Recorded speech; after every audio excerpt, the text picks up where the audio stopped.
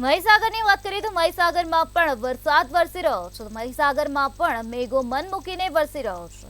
મહીસાગરના લુણાવાડામાં ધોધમાર વરસાદ વરસ્યો છે. લુણાવાડામાં 2 કલાકમાં જ 4 ઇંચ જેટલો વરસાદ ખાબક્યો હોવાની વિગતો અત્યારે સામે આવી છે.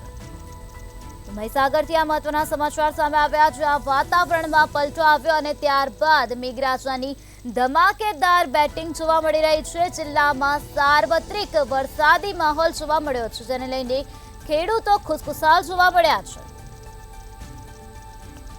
ચારકોસિયા નાકા પાસે વીજ પોલ ધરાશાયી થયો હોવાની વિગતો પણ અત્યારે સામે આવી છે. સંતરામપુરમાં પણ 3 ઇંચથી વધુ વરસાદ ખાબક્યો છે. તો કડાણા તાલુકામાં 2 ઇંચ વરસાદ, બાલાસિનોર અને વીરપુરમાં 1 ઇંચ વરસાદ વરસ્યો છે.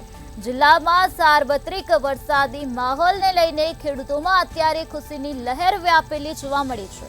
તો વરધરી રોડ ઉપર આવેલ પ્રોટેક્શન વોલ તેમજ વૃક્ષ અત્યારે ધરાશાયી થઈ ગયું છે. ત્યારે ચારકોસિયા નાકા પાસે વીજપોલ ધરાશાયી થયો હોવાની વિગતો પણ સામે આવી છે.